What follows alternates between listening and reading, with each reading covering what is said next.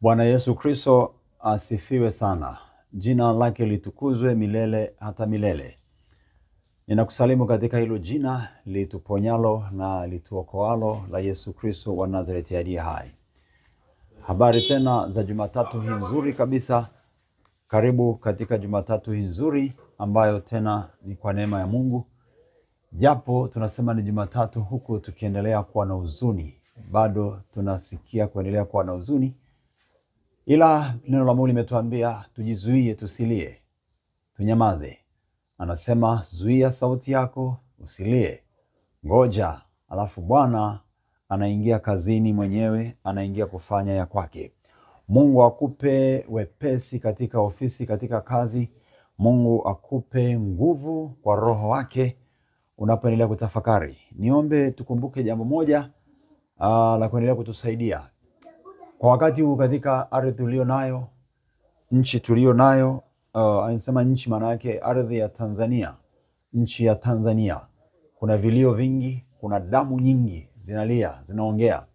Kwa hiyo unapoingia ofisini, unapoingia popote ujue kuna damu inalia, kuna damu ina madai. Lakini kuna uhai, niseme kwa maana nyingine, kuna uhai wa watu uliomwagwa chini na si kitu chepesi sana. Kwa hiyo endelea kutafakari na kuendelea kuwa mtu wa toba, ukiendelea kuomba na kuomba. Bwana Yesu asifiwe sana. Na tutaendelea na somo hili juu ya madai ya damu ya mtu aliyeuawa. Madai ya damu ya mtu aliyeuawa. Kuna madai yaliyopo katika damu iliyomwagwa au mtu aliyeuawa. Madai ya damu ya mtu aliyeuawa. Nikukumbushe tena, na kukumbusha kwa sababu nilishasoma hilo andiko tena. Nikukumbushe katika Hesabu, kitabu cha Hesabu sura ya 35, mstari ule wa 33 anasema, hivi hamtaitia unajisi nchi ambayo mwakaa, kwa kuwa damu huitia nchi unajisi, wala hapana sadaka itoshayo kwa ajili ya nchi, kwa ajili ya damu iliyomwagika ndani yake, isipokuwa ni damu ya huyo aliyeimwaga. Isipokuwa ni damu ya huyo aliyeimwaga. Hakuna sadaka inayoweza kulipa, hakuna fidia yoyote inayoweza kufanyika juu ya kumuua mtu au juu ya damu ya mtu iliyomwagwa katika ardhi, katika nchi. Biblia au Mungu mwenyewe neno lake lasema hakuna fidia, hakuna gharama inayoweza kufanyika.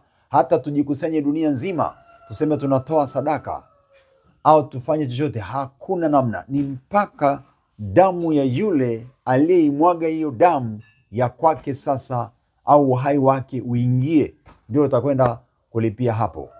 Hiyo ndio hatari, madhara makubwa yaliyopo, hasara kubwa iliyopo katika hilo. Karibu tuombe sasa.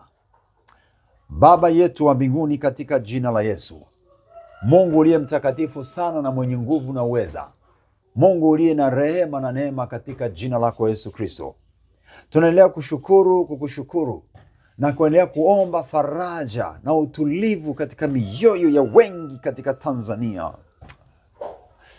Wako wengi ambao mioyo yao imepepesuka na maumivu, inateseka kwa sababu hawaoni ndugu zao, hawajui waliko. Lakini wengine wameuawa Baba, wengine wana majeraha, wengine wameumizwa sana. Mungu wa neema yote, endelea kuturumia Tanzania, endelea kutuponya Tanzania, endelea kusimama mwenyewe. Wewe ni Mungu, umesema wewe ni Mungu wa kisasi. Jilipie kisasi upendavyo, kwa sababu wewe ndio ulipaye kisasi kinachofaa. Sisi wanadamu hatutaweza. Hivyo Bwana, simama wewe ukalipe kisasi sawa sawa na mapenzi yako, kama neno lako linavyosema. Kafanye Bwana, katende Bwana. Naomba tulinde, na ninaiomba damu yako Yesu ikatutetee, ikatunenee mema, ikatusaidie, kwa kuwa sote tumeingia mahali pa shida na taabu katika Tanzania. Tumejiingiza mahali pabaya, mauaji, mwagaji wa damu. Mungu, watoto wako Tanzania.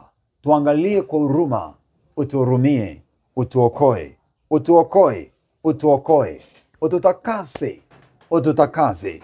Kwa kuwa umesema damu ya mtu ikimwagika kwenye ardhi, ardhi inanajisika. Ee Mungu, tuangalie watoto wako, utuondolee hatia hukumu kwa rehema na neema. Tutazame kwa huruma, Mungu wangu, hasa watumishi wa Mungu, kanisa lako Mungu, tuhurumie, turehemu, tusamehe. Na zaidi, naiombea Tanzania rehema zako, na mkono wako ukatende ulioyakusudia kwa utukufu wa jina lako, katika jina la Yesu wa Nazareti aliye hai. Bwana, utuongoze, utulinde na kutusaidia na kutuwezesha kwa uweza wako na nguvu zako, katika jina la Yesu Kristo.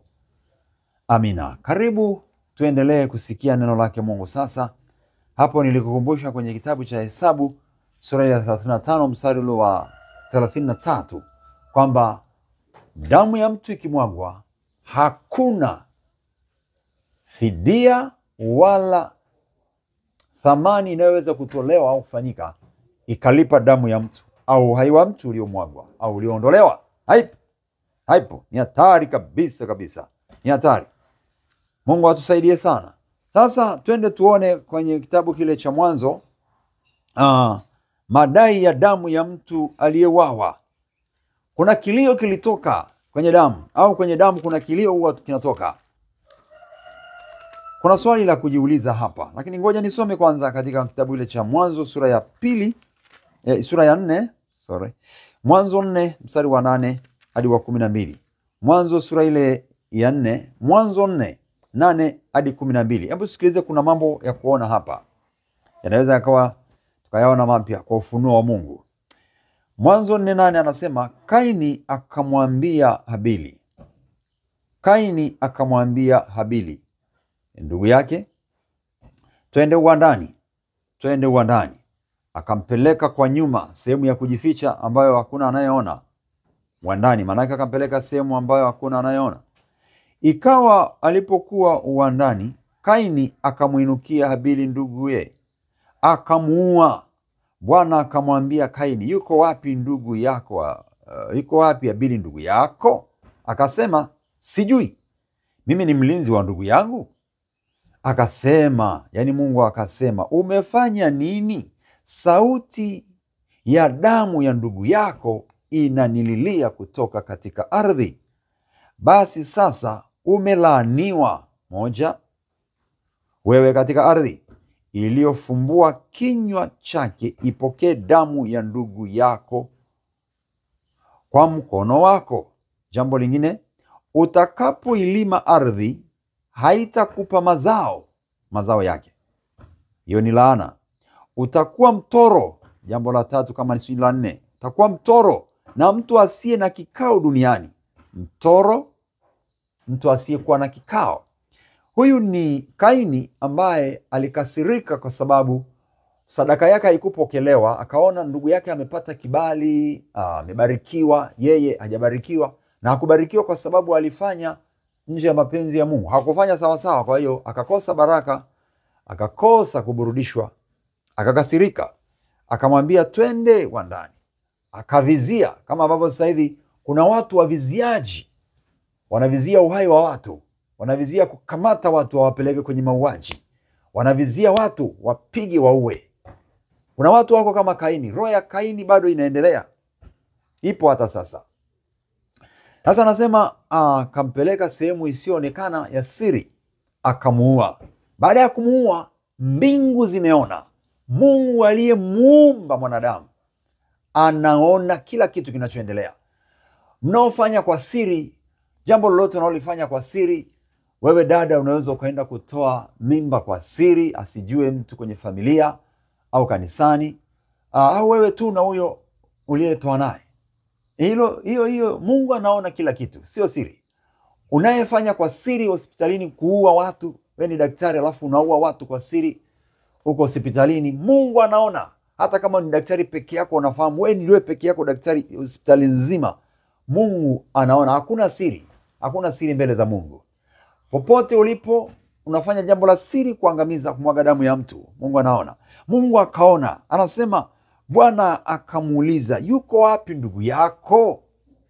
Umefanya nini? Huyu Kaini anajifanya, mimi sijui. Bwana anamwambia, nimeona ulichokifanya. Anamwambia, angalia, sauti ya damu ya ndugu yako. Jambo la kwanza, sauti ya damu ya ndugu yako inalia kutoka ardhini. Kwa hiyo kutoka kwenye ardhi kuna sauti huwa inalia. Damu ya mtu ikimwagika au uhai wa mtu ukiondolewa, ukimuua, akiuawa, huyo mtu akiuawa, damu ya mtu, anasema hivi, ardhi itadai. Mtu asiye damu isiyokuwa na hatia, mtu ambaye hana hatia.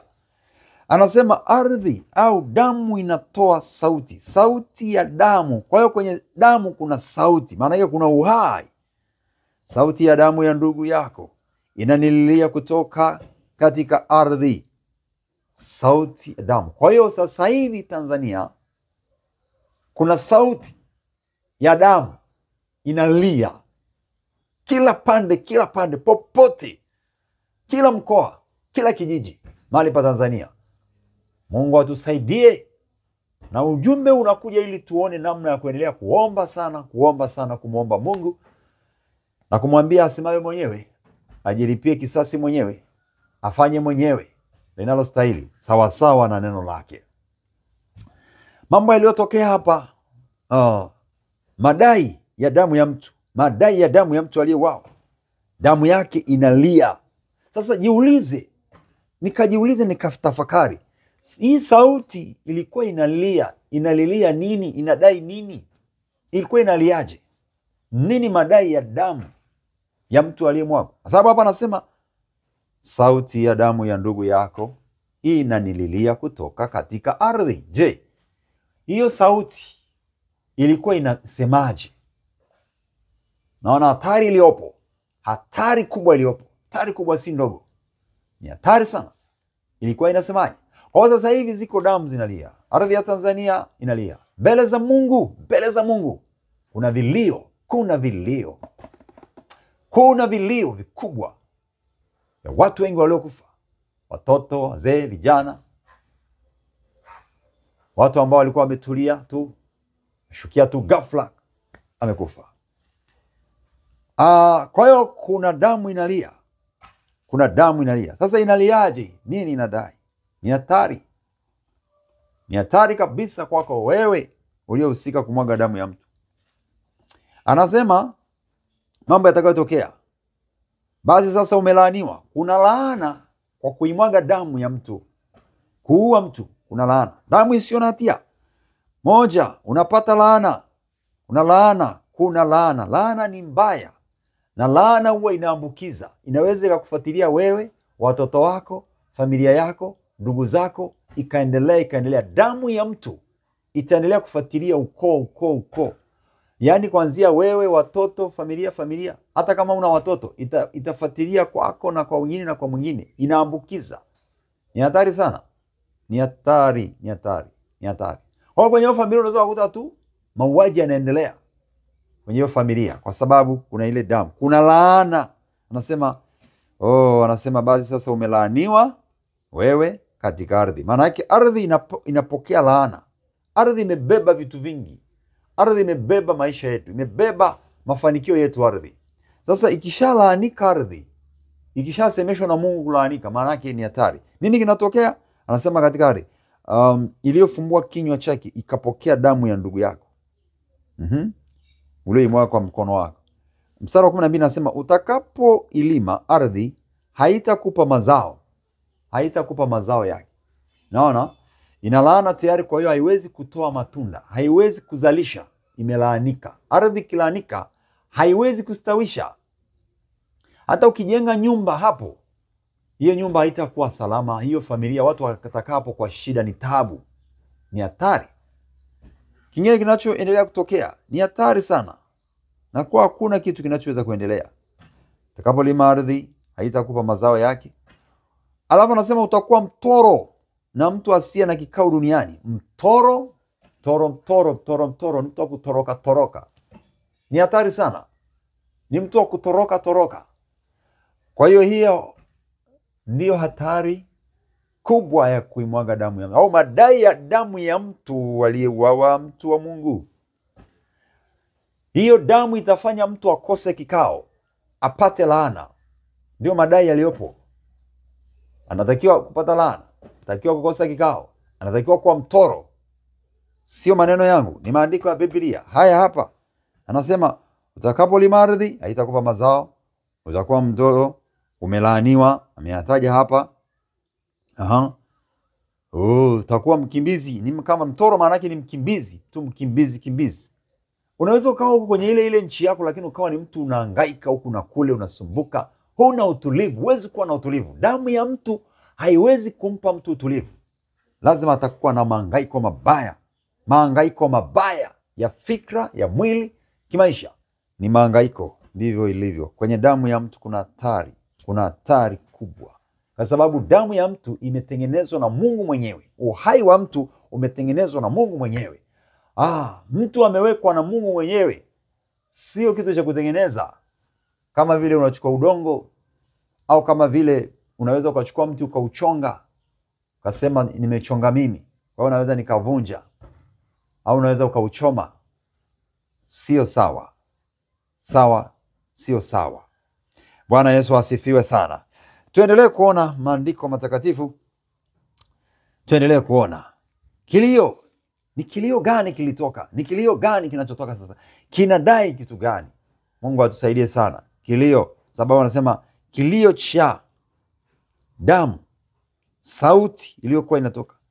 Kwa hiyo hicho kilio kilikuwa kinadai nini? Iko hatari. Ardhi au nchi yetu sasa ina kilio. Mungu atusaidie. Neema yake itusaidie. Mungu atuponye. Tunahitaji kuomba toba na rehema sana. Tunahitaji kuomba toba na rehema sana. Tunahitaji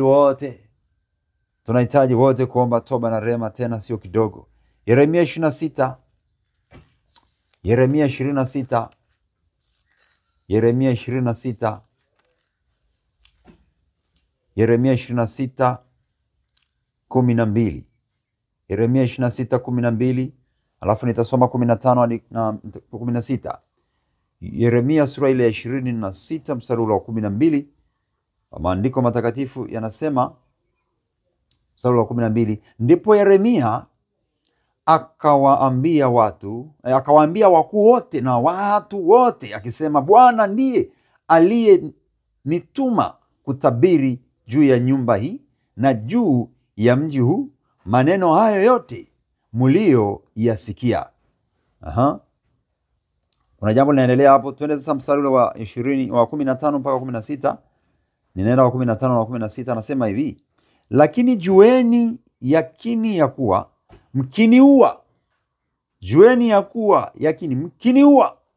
mtajiletea juu yenu damu isiyo na hatia, itakuwa juu yenu na juu ya mji huu.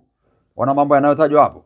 Na juu ya mji huu na juu ya wenyeji wake, kwa maana ni kweli Bwana amenituma kwenu kuwaambieni yote mlioyasikia. Ndipo wakuu wa watu wote wakawaambia makuhani na manabii wakisema, mtu huyu hastahili kuuawa, kwa maana amesema nasi katika jina la Bwana Mungu wetu. Amesema nasi katika jina la Bwana Mungu wetu. Dunia sasa wakati mwingine hawaogopi kumshambulia hata mtumishi wa Bwana. Huyu ni mtumishi wa Bwana aliyetumwa. Hawa ni wakuu. Akisema wakuu maana yake ni viongozi wa kisiasa, viongozi katika taifa. Anasema wakuu. Wakuu maana yake ni watu waliopewa madaraka, mamlaka katika nchi au katika taifa. Anasema hawa wakuu wakamsikiliza mtumishi wa Bwana. Inawezekana leo hata watu hawataki kuwasikiliza watumishi wa Bwana, lakini hata wao wanawashambulia na kutaka kufanya mabaya juu yao. Sasa hapa anasema hawa wakuu wao wakasikiliza, wakatetemeka, wakatii, wakasema, tumesikia na mtu huyu asiguswe. Wakatoa taarifa, ikaenea kwa wengi. Huyu ni mtumishi amenena yaliyo ya Mungu aliye hai. Kwa hiyo asiguswe. Na ikiwa ameguswa, kuna mambo yanaonyeshwa hapo kwamba yatokea. Anasema jueni yakini ya kuwa mkiniua mtaleta juu yenu damu isiyo na hatia. Manake watakuwa na madai, watakuwa na shida na taabu. Damu isiyo kuwa na hatia. Alafu anasema na juu ya mji huu, mji utahusishwa. Utahusishwa kwenye laana, utahusishwa kwenye kukimbia kama alivyosema kwenye kitabu cha Mwanzo kule. Utahusishwa na laana na kukimbia na kutokuwa na kikao, lakini na vilio na mateso. Kwa hiyo damu ya mtu asiyekuwa na hatia ikimwagika au ikimwagwa, hiyo damu inasababisha hata wengine katika mji. Kwa sababu anasema itawajia ninyi kwenu, itakuwa ni tatizo kwenu. Itakuwa tatizo juu ya hao waliofanya, na juu ya mji huu, na juu ya wenyeji wake. Juu ya wenyeji, juu ya watu wa ule mji na wenyeji. Manake ni kwa kila aliyepo ataingia kwenye shida. Na juu ya wenyeji wake, kwa maana ni kweli. Sasa wanasema kila alichokuwa ametumwa na Mungu. Kwa hiyo tatizo au madai ya damu yataenea kwa watu wengi, sio kwa mmoja. Yanasambaa, yaani madhara kwamba damu ya mtu ni ya thamani sana. Ni ya thamani. Na ndio sababu Yesu au Mungu mwenyewe aliamua kuimwaga damu yake ili atulipie, ili iweze kunena mema. Damu ya mtu ikimwagika haineni mema, inanena laana, inanena mabaya. Sasa damu ya Yesu iliyomwagika yenyewe inatunenea mema, inatunenea uzima, inatutetea, inatupigania, inatushindia. Ya mtu ukimwaga, ukiua mtu, ni hatari. Na sasa iwe ni mtu ambaye tena ni mwenye haki mbele za Mungu, ni hatari kubwa. Mwenye haki mbele za Bwana, yaani hicho kipigo ni hatari sana. Ni hatari. Asisemi tu kwamba aliye na Mungu, hata kama ni mtu hana wokovu, haendi kanisani, hamjui Mungu, lakini mtu aliyeumbwa na Mungu, huyo mtu ana mahesabu na Mungu wake. Mungu anajua, ana mipango naye. Lazima awe salama. Wakuu hapa wakasema hapana, huyu asiguswe. Ametuambia habari za neno la Mungu. Basi wakuu, wewe kama unayenisikiliza ni mkuu, ni mtu uliyepewa madaraka, mamlaka katika taifa, katika dunia hii, basi jua kwamba unapaswa kutetemeka mbele za watumishi wa Bwana. Unaposikia neno la Mungu, unapowaona, watii, tetemeka. Pokea hicho walichokileta. Jina la Yesu litukuzwe sana. Haleluya. Zaburi ya 106. Zaburi ya 106 na mstari ule wa 38, alafu nitaruka nitasoma wa 40 mpaka wa 42. Zaburi ya 106 38. Zaburi ya 106 mstari ule wa 38. Neno la Mungu linasema, neno la Mungu linatufundisha, wakamwaga damu isiyo na hatia, damu ya wana wao na binti zao, waliowatoa dhabihu kwa sanamu za Kanaani. Nchi ikatiwa unajisi kwa damu. Nchi ikatiwa unajisi kwa damu. Mstari ule wa 30, mstari ule wa 40 mpaka 42. Anasema hasira ya Bwana ikawaka juu ya watu wake. Hasira ya Bwana ikawaka juu ya watu wake, akauchukia urithi wake, akawatia mikononi mwa mataifa, nao waliowachukia wakawatawala.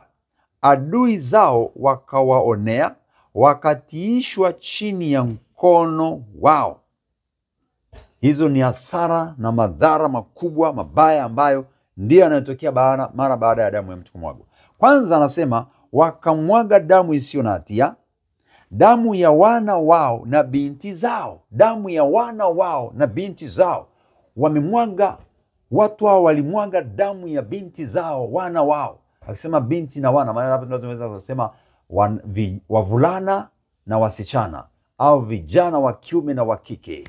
Anasema wakamwaga damu zao, na walimwaga hizo damu kwa sababu ni watu waliokuwa wamependa mali, wamependa kujiwekea manufaa, wamependa kujilimbikizia, wamependa utajiri. Kuna vitu vyao vya kibinafsi walivipenda. Kwa hiyo wakaona kutoa uhai wa watoto wao, wakaona kujipatia manufaa kwenda kwa waganga wa kienyeji, kwa miungu ni sawa, wakamwaga damu ya binti zao na wana wao. Anasema waliowatoa dhabihu kwa sanamu za Kanaani, nchi ikatiwa unajisi kwa dhambi, nchi ikatiwa unajisi, nchi inanyajisika kwa mambo kama hayo, kwa damu ya mtu. Anasema kwa sababu walipenda huko wanaenda kwa waganga kienyeji. Maana walienda kufanya nini? Wanatafuta vitu vyao wenyewe, kama ni mali, veo, tajiri. Anasema wakatengeneza kitu kibaya, wakawatoa kwa sanamu za Kanaani, nchi ikatiwa unajisi. Haya, mstari wa 40 anasema hasira ya Bwana ikawaka juu ya watu wake. Damu ya mtu isiyo na hatia ikimwagika, hasira ya Mungu huwa inawaka kwenye mtu, kwa mtu yule aliyefanya na kwa wengine. Sasa hapa tunasema mahesabu ya damu nyingi zimemwagika, uhai wa watu wengi umeondolewa. Sasa hasira ya Bwana huwa inawaka. Hasira ya Mungu itawaka juu ya ilo eneo, juu ya hao watu. Kwa hiyo hasira ya Mungu, tumwombe Mungu atuepushie na hasira yake, ila hiyo hasira yake ikatimize anachotaka, ili afanye apendavyo yeye, kwa sababu Mungu ana mapenzi yake, akafanye na hatuwezi kumzuia. Akisha kusudia na kusudia. Cha msingi kumwomba tu rehema, wale walio wake wabaki salama, na taifa kaliweke mahali pengine, watu waliodhulumiwa haki zao kazipate haki zao. Lile la kuzimu lilokusudiwa lisiweze kusimama katika jina la Yesu. Anasema hasira ya Bwana huwa inawaka. Ni hatari, kuna hasira ya Mungu, damu ya mtu inamwagika. Anasema akachukia urithi wake, yaani akachukia hata watu wake, akakasirika, urithi wake akauchukia, watu walio wake akakasirika juu yao. Kwa nini? Kwa sababu kuna damu ya watoto, ya vijana imemwagwa. Hasira ya Mungu inawaka, hasira ya Mungu. Sasa hasira ya Mungu maana yake tayari ipo. Sasa Mungu tuangalie, utusaidie. Mungu tuhurumie. Mungu Baba tusaidie, tutetee watoto wako. Anasema damu ikamwagika, hasira ya Bwana ikawaka, akawatia mikononi mwa mataifa, nao waliowachukia wakawatawala. Akaruhusu sasa watekwe nyara, watumikishwe na mataifa, tena wale mataifa waliokuwa wanawachukia hawa watoto au hawa urithi wa Mungu, walioitwa taifa la Bwana, wakamilikiwa, wakatumikishwa, wakatekwa, wakaingia kwenye matatizo. Wasiohusika na wanaohusika wanaingia kwenye matatizo, wahusikao na wasiohusika wataingia kwenye matatizo. Mungu atuepushie, tunamuomba. Ona umuhimu wa kuendelea kuomba sana wakati huu. Badilisha maombi yako mpendwa. Namna ya kuomba wakati huu ni ya kubadilika sana kwetu wa Tanzania. Tunatakiwa kubadilika kimaombi, namna ya kuomba. Mstari wa 42 anasema adui zao wakawaonea, wakatiishwa chini ya mkono wao. Kwa hiyo kutakuwa na uonevu. Damu ya mtu kimwagika, Mungu ataruhusu kuonewa, Mungu ataruhusu utumwa, kutumikishwa na mambo mengi mabaya. Kuna laana, kuna kukimbia ovyo, unakuwa kama mkimbizi, kuna yani kuna ni tatizo juu ya matatizo. Hakuna tena kupata mafanikio, mafanikio yanaondoka, tatizo juu ya tatizo. Ni shida. Ogopa sana, ogopa, tuogope damu ya mtu, tuogope. Tena tuone kwenye kitabu cha Mithali pia, Mithali 6:16 hadi 17. Mithali sura ile ya 6, Mithali sura ile ya 6 na mstari wa 16 mpaka 17. Mithali 16, Mithali 6:16 hadi 17. Kuna vitu 6 vinavyo anavyovichukia Bwana. Kuna vitu 6 anavyovichukia Bwana. Naam, viko 7. Anasema, anaongeza na kingine kiko na cha 7. Vilivyo chukizo kwake. Anasema macho ya kiburi, ulimi wa uongo na mikono imwagayo damu isiyo na hatia. Na mikono imwagayo damu isiyo na hatia. Anasema naishia tu hapo kwenye mstari wa 17. Kwa muda pia. Anasema macho ya kiburi, ulimi wa uongo, na mikono imwagayo damu isiyo na hatia. Kati ya vitu vinavyomkasirisha Mungu, kuna vitu 6 anayovichukia Bwana. Na anasema viko 7 vichukizavyo kwake. Chukizo lilo mbele za Mungu, dhambi hii ya kumwaga damu ya mtu, kuua mtu, kuua watu, kuua watu ovyo, anasema ni chukizo kwa Bwana, na hasira ya Mungu huwa inawaka watu wanapouawa. Hasira inawaka. Anasema ni chukizo. Mikono inayomwaga damu isiyo na hatia. Mungu anakasirishwa. Ni hatari. Anakasirishwa. Na ni vitu vinavyomchukiza Mungu. Vinamchukiza Mungu. Bwana Yesu asifiwe. Kwa hiyo kuna mambo haya ndio tunayoyaona. Madai ya damu ya mtu iliyomwagika inadai ghadhabu ya Mungu iwake, hasira ya Mungu ije. Ndivyo Biblia inavyosema. Wacha tuone jambo lingine, alafu tumalizie hapo, tuingie maombi. Twende kwenye Agano Jipya sasa. Katika kitabu kile cha Mathayo. Kujutia na kujinyonga baada ya kumwaga damu isiyo na hatia. Watu wanaomwaga damu isiyo na hatia, kinachokuja kufuatia mara baada ya hapo ni majuto makali, maumivu makali kwenye moyo, na kinachofuata ni kujimaliza. Unaona madai ya damu ya mtu asiye na hatia inapomwagwa. Tayari wapendwa, tayari sana. Mathayo 27. Kujutia inakuja, majuto na kujiua kunakuja. Mathayo 27 ni majuto makali, yani kuna matatizo mengi mno ambayo yanatokea. Mathayo 27 mstari wa 3 hadi wa 8. Kisha Yuda yule mwenye kumsaliti, yani alimsaliti Yesu, alipoona ya kuwa amekwisha kuhukumiwa, yani Yesu ameshahukumiwa, alijuta. 1, akawarudishia wakuu wa makuhani na wazee vile vipande 30 vya fedha, akasema, nalikosa nilipoisaliti damu isiyo na hatia. Wakasema, basi haya yatupasa nini sisi? Yaangalia haya wewe mwenyewe. Sasa hivi wamemgeuka, hawana habari naye tena. Akavitupa vile vipande vya fedha katika hekalu, akaondoka, akaenda akajinyonga. Wakuu wa makuhani wakavitoa vile vipande vya fedha, wakasema, si halali kuviweka katika sanduku ya sadaka. Si halali kuviweka katika sanduku ya sadaka. Watumishi wa Bwana kanisani, sio kila sadaka inafaa. Maana yake hakuna sadaka inayofaa. Huwezi kuitoa kusema haiwezekani, haiwezi kupokelewa. Sio kila sadaka inafaa kanisani. Labda kama hatujajua, sio kila sadaka nyingine za kuchukua na kuweka kwa pembeni hazifai madhabahuni pa Bwana. Hazifai. Mungu atusaidie. Wakuu wakachukua, wakavitoa vile vipande vya fedha, wakasema si halali kuviweka katika sanduku ya sadaka. Kwa kuwa ni kima cha damu, maana yake ni malipo ya damu. Wakafanya shauri, wakavitumia kwa kununulia konde la mfinyanzi liwe mahali pa kuzika wageni. Wakanunua ardhi ya kuzika. Yani damu inadai ni kwamba sasa ni kununua mauti. Kwa hiyo konde lile huitwa konde la damu hata leo.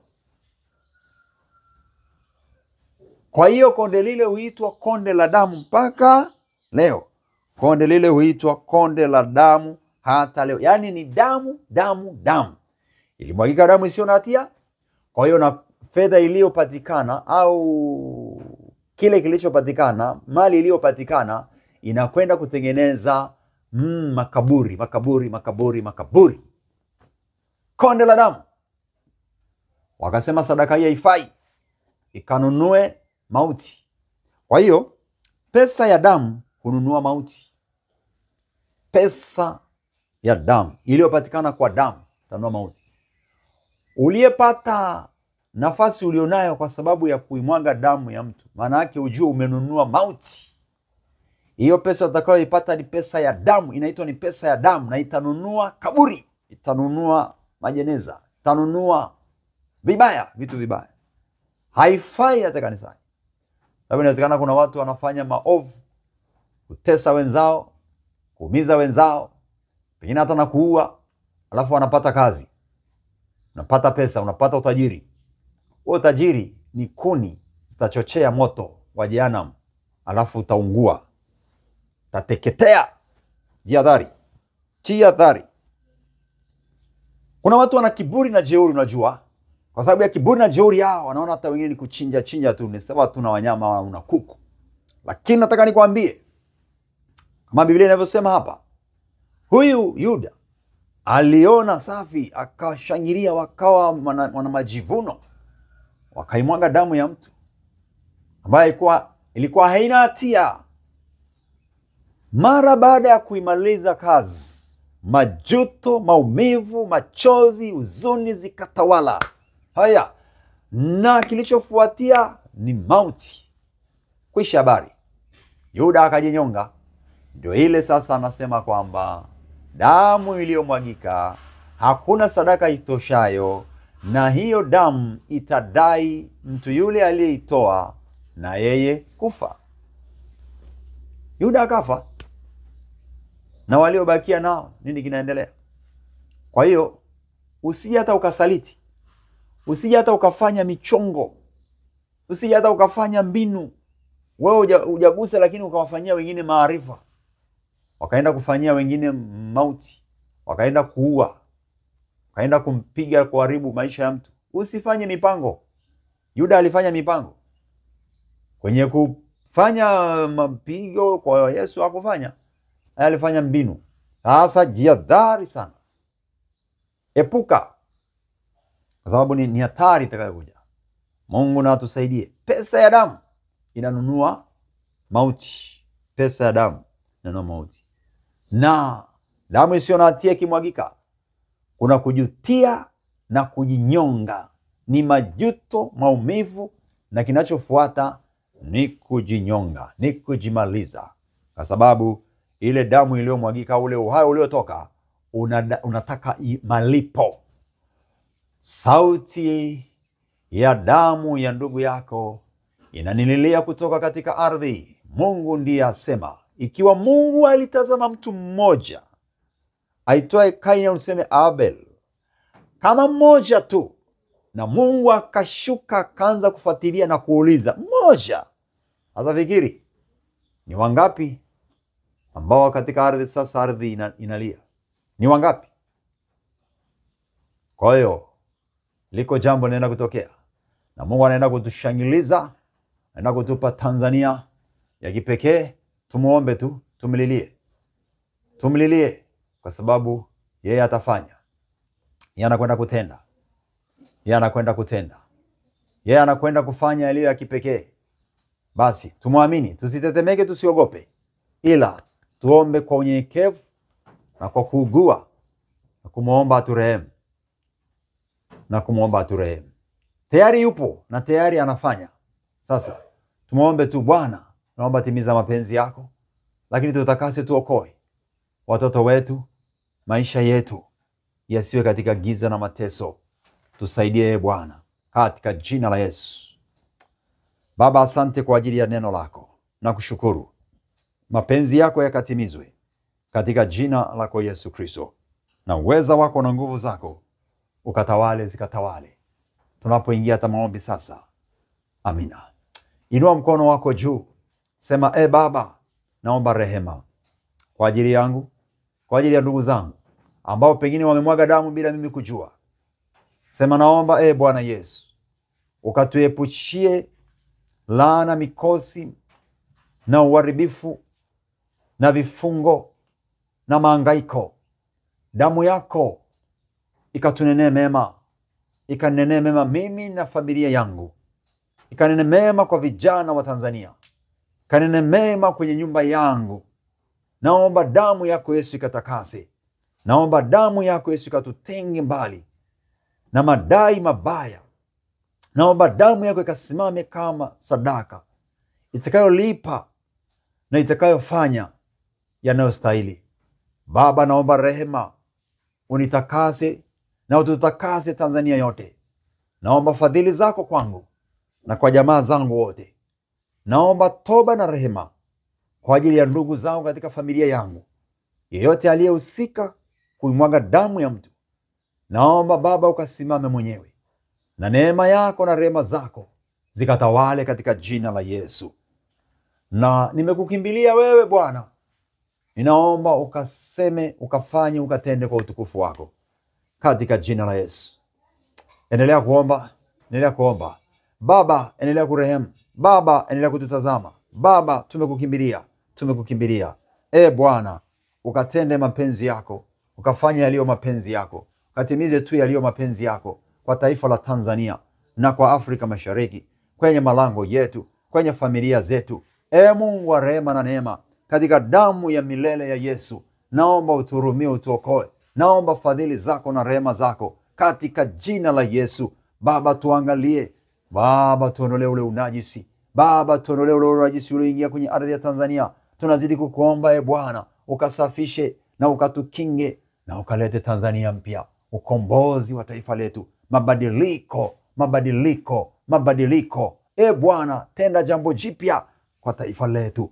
Baba, likawe ni taifa jipya ambalo limeoshwa kwa damu ya Yesu, limetakaswa kwa damu ya Yesu, limefunikwa kwa damu ya Yesu. Mungu wetu uliye kati yetu, asante ya kwamba unatenda ya kwako. Timiza ya kwako Bwana, timiza ya kwako. Neno lako kama lilivyosema, likatimize mapenzi yako sasa Bwana, na watu wenye viburi na walioinua pembe zao wakajue sasa ya kwamba wewe ni mkuu sana, na kwamba wewe ni Bwana, na kwamba wewe ndio wa kutetemekewa, na kwamba wewe ndio wa kusujudiwa, na kwamba wewe pekee ni mkuu, mwenye uweza mkuu, mwenye utukufu mkuu, katika jina la Yesu. Wakatambue hivyo, wakajue hivyo, wakafahamu hivyo. Falme wa falme na Bwana wa mabwana, Baba, pembe zilizoinuka umesema utazikata. Pembe zilizoinuka utazikata, zikakatwe pembe zote, ya juu mpaka ya chini, ya kwanza mpaka ya mwisho, ya chini mpaka ya juu, ya juu mpaka ya chini, zote ambazo zimechoma choma na kumwaga damu. Bwana, inuka Bwana,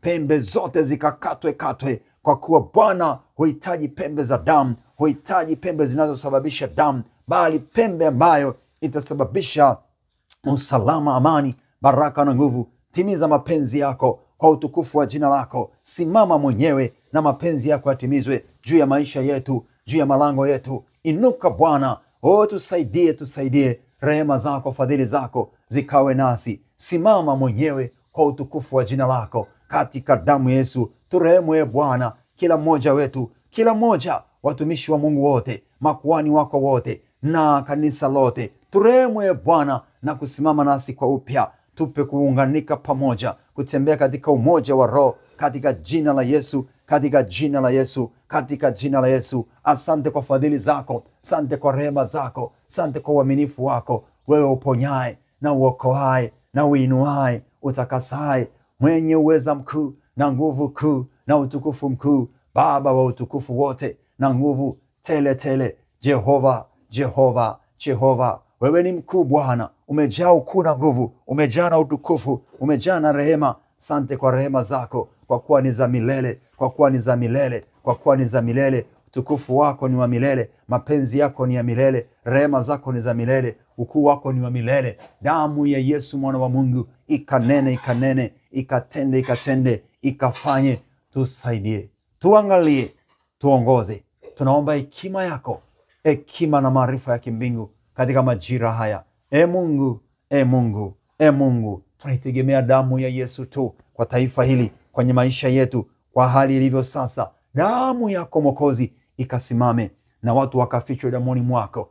Bwana, hata wale wawindao roho za watu wako, Bwana, wasifanikiwe. Ninapiga upofu macho, fikra na njia zao, na ziwe telezi na giza, wasiweze kuleta uharibifu kwa watu wako. Watu wako wasinaswe, watoto wako wasinaswe.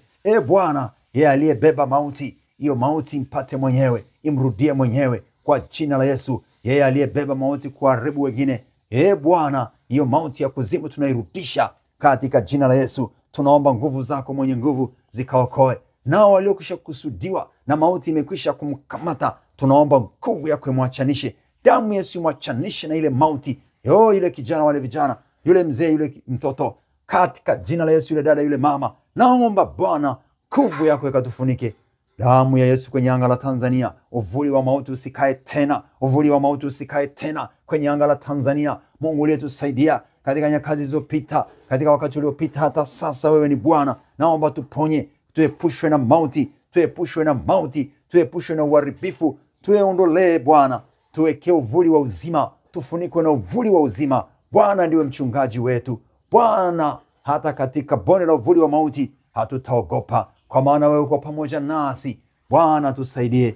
Mungu wetu pamoja nasi. Tego umevunjika, mitego yote vunjike sasa, na watu wako waokoke. Tuokoke Bwana kutoka mitego waliotega na watakayotega. Tusinase kwa mikono ya udhalimu, mikono ya uharibifu. Uweza wako kaikatilie mbali kwa jina la Yesu, na kusudi lako likatimizwe katika jina la Yesu. Huyo aliye na hofu na huzuni, naomba mponye sasa. Aliye na ugonjwa, naomba mponye sasa. Yesu, mguse huyu, gusa huyu mtu ambaye ndani yake amejaa huzuni na hasira na uchungu na maumivu.